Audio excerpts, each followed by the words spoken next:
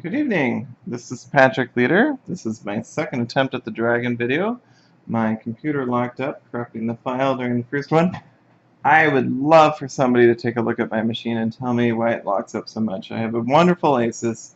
It worked really well the first 3 months I had it, and now some sort of Windows 10 update, I don't know. It locks up all the time. It reboots if it goes to sleep. It's really not very fun anymore. So yes, shooting video is too stressful for my high-performance Asus laptop. Anyway, so I'm gonna go forward with good spirits and see if I can get this video done. Of course, video is just a stopgap. I intend to replace it with a more professionally shot video soon. This is the third of 5 videos about the roles in Vast the Crystal Caverns. This is the dragon's video. The dragon's goal in the game is always to escape. To do that, it has to wake up. To wake up, it has to move 14 of these cubes. These are the sloth cubes. It has to move 11 of these 14 cubes down to the wakefulness track, burst up through a crystal in the cave, and then return to the entrance to escape. When the dragon starts the game out, it is sleeping, so it uses this piece. It is waking up during the game, so it's not always asleep, I suppose. It is also underneath the cave, and thus gets to ignore a lot of properties of the cave, such as the walls, and it can move freely through dark tiles. The dragon has 5 health. The dragon has a pawn for when it's awake. The dragon has this cool dragon die. The dragon also gets 3 dragon gems, as well as these sundry tokens for its powers. I probably won't talk about those. Alright, so going back. The dragon also has this power deck. So, the dragon has 5 health. I think I explained that. Yeah, so, as the dragon moves Sloth down, which it does for either taking treasures, eating goblins, or finding event tiles, the cubes will move down to here. You get the first spot for free, and as it enters each new line, it gains the abilities listed on that line. Armor is how well it protects itself from the attacks from the knight or the goblins if the knight isn't in the game. Spirit is how many cards you get per turn. Beginning of the game, you get 3 cards. Let's see if I set this up correctly. Even with warning, I did not. Excuse me. I am still missing a card. There is a flame card. Excuse me. A flame card, a wing card, and a claw card. Those are the 3 suits of the dragon cards. Alright, so the dragon's turn is summarized up here in the corner. It is move and use powers, pick up treasures, place dragon gem, and replace hand. These are 4 discrete parts of the turn. The dragon does not get to pick up treasures as it moves until it's done using all of its powers. Nor can it place gems. So let's see the dragon in play. On the first turn, the dragon hears the knight. This is a really unrealistic situation for the first turn, but that's okay. The dragon hears the knight and comes up to the surface to hear what's going on, and realizing that it's its mortal enemy, the knight attempts to escape the cave.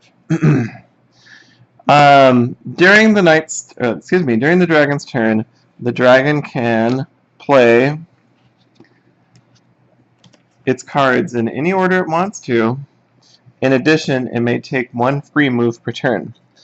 A move is a 1 or 2 step move, space move in any direction. So any one direction. So the dragon could move here, that would be 1 move. The dragon could move here, that would be 1 move. The dragon move here or here, that would be 1 move.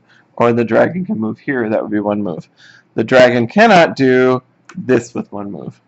Since the dragon is underground, the dragon gets to ignore walls, which I just did there, and it gets to move through dark tiles without any trouble. The dragon may spend a wing card from its hand to his hand to get an additional move. So if I had moved to here from the beginning of the turn, I could play a wing to move to here also. Each wing then lets you move 1 or 2 more spaces, And that's to kind of indicate that the dragon can't turn very quickly. Once the dragon is surfaced while moving, the dragon must obey walls and cannot move through dark spaces. The dragon may spend one wing card, and this is shown on the board, to move over one space over one wall. The dragon can also play flame cards from its hand to explore the cave. When it does that, you roll the die. And I'm going to go ahead and change this to here. It's all live, people. I can't make this up. The center space, let me show the die a little bit closer. The center space in the die then shows that the space the dragon is currently standing in. All the other white spaces then, and the space the dragon's in, are the tiles that are impacted. So if I had rolled this, I would affect this tile, this tile, this tile, this tile, and this tile. Since it's a flame, it doesn't do anything to the other pieces. What it does is it lights up the tiles. So I'd flip this tile over. Oh, look at that, and I get to place a treasure. I'd flip this tile over, and it's an ambush. An ambush in this situation doesn't do anything. The ambush is just ignored. If I do flip over an event, two things happen. I place an event token, which I don't have handy. It looks like, oh, here they are. So let's say I had flipped over. Aha, that was lucky. Let's say I'd flip this tile over with this die roll. Then I'd place an event token onto that space. And what that means is, since the knight didn't explore the space, the knight still has to go there and or can go there. And if they do go there, they have to have an encounter there resolving that event. Also, the other thing that happens is, since revealing an event is one of my categories of sloth, I can move in pride. Pride is the category. Revealing an event is the thing that lets me move the cube. I can move one of these sloth cubes down. When I move sloth, I can only move one from each category, so greed, hunger, and pride per turn. And so if I discover multiple events, I can't save them up. I can only move one down. So that's flame. I can also play a claw card. And a claw then, let's put that tribe back. I still roll the die, and like I said, flame doesn't impact the other pieces. It only impacts. I should go back and talk about flame a little bit more too. It only impacts the tiles flipping over. Whenever there's an open edge, of course, the cave will place new tiles. If there isn't a cave player, just draw a tile and place it there. The other impact of flame is that when you flip over the tile, you must connect the open edges of it so that there's a path back to the entrance. If there isn't a path available, for instance, if I had been standing here and I had rolled, and I had rolled this result and flipped over this tile, there's no path back to the center, so I can rotate this tile however I want. This is a powerful tool for the dragon because it can use this to create dead spots on the map where no one can get to. For instance, like that, it'll be it's not impossible, but it's really hard for the knight to get there. And so this is a good spot to start dropping dragon gems late in the game. The downside to this is that two tiles will get placed, which helps the cave place tiles faster, which you do not want to do. Okay, so that's playing a flame card. Excuse me. So back to claw. So claw, I still roll the die. I'm going to move back to here. And I affect any space that I hit. So I'm going to go ahead and flip the die over to here to show you what happens. If I hit the knight, I'm going to grab the thief too. If I hit the knight with a claw, and this is all listed on the card here, then I get to move the knight one space away from me, or towards me if I want to. If I hit the thief with the claw, the thief just dies and respawns on his turn. If I hit a goblin tribe, they scatter. And as I mentioned in the goblins video, scattering means that the goblins lose 2 population and they move back to their board. They move back to being hidden. They also lose 1 monster. The dragon then gets to consume the goblins that die in that tribe. If 2 goblins got killed, the dragon eats 2 goblins. If there's only 1 goblin left in the tribe, then only 1 goblin gets eaten. When you do that, you can move this tracker here up as many spaces as the goblins you ate. And then if you have 2 or more, you can turn in 2 of them to remove a hunger cube. You can only, of course, since you can only remove 1 a turn, you can only take 1 hunger off.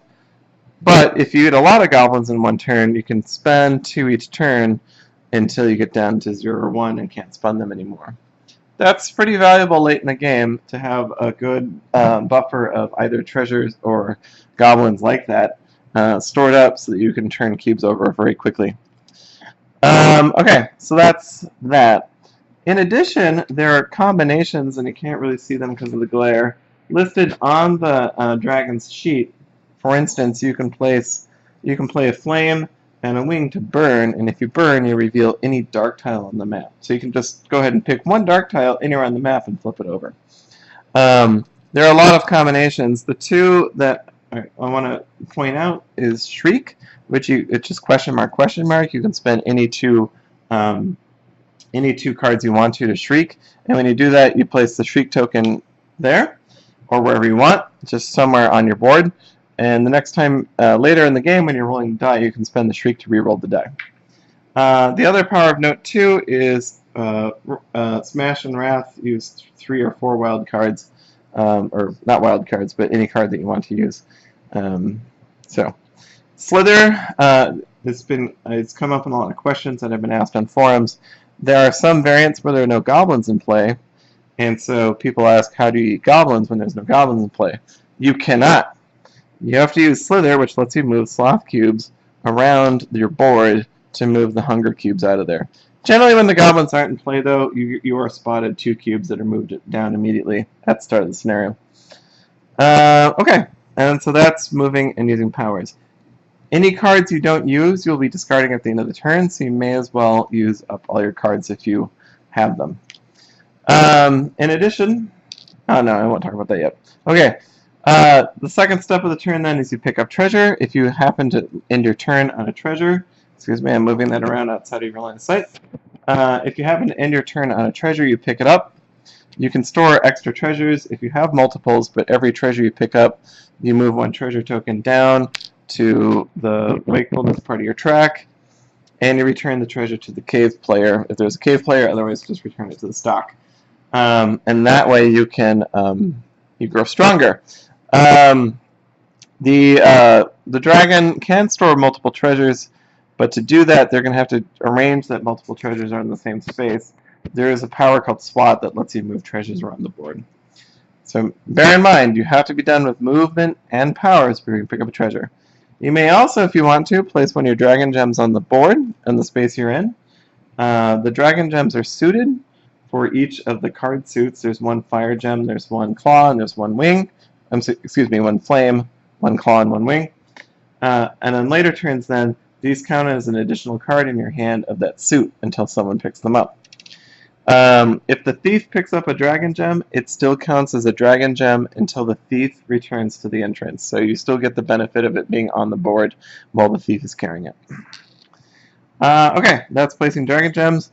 And then you discard your hand and draw back up to your spirit and cards. That's important to note because if you do start with 4 spirit because the goblins are not in play, you still start the game with 3 cards, and then on later turns you draw back up to 4 or 5 as the game goes on. Your armor also gets stronger as wakefulness increases. Your spirit will get stronger as wakefulness increases. Spirit, of course, is how many cards you have. Armor is how hard you are to hit. The knight has to have more strength than your armor to hit you. What I neglected to mention when I was talking about the knight is that the knight may attack, and this is the only situation where this can happen. The knight may attack while it has an even amount of strength to your armor. If you do that, if that happens, if she does that, then you roll the die, and if the middle pip is lit, which is in this instance is, then the dragon, it's like a saving throw, the dragon successfully blocked the attack. If the dragon doesn't roll the middle pip white, then the dragon would still take a hit, even when the knight has an even amount of strength to the dragon. Alright, that's it for the dragon. The dragon is probably the most straightforward role to play. I will make the claim that if you're a like if you're good at it, it makes a huge difference, but new players can jump into it very easily. making it a favorite of people. My suggestion is always to stay on the edge of the board, away from the knight, obviously, and just keep doing what you do until you have 11 spirits or 11 wakefulness, and you can exit. Oh my gosh, I didn't even talk about exiting.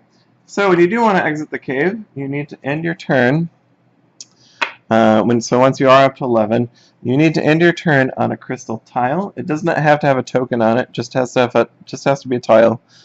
The dragon surfaces through the crystal, and it always smashes the crystal if there is one there. So remove the token, and replace yourself with the wake dragon. That's after you're done moving and using powers. So you're done using powers for the rest of the turn. On your next turn, then you can then move normally, and if you get back to the entrance, you've won the game. Thank you, and have a good evening.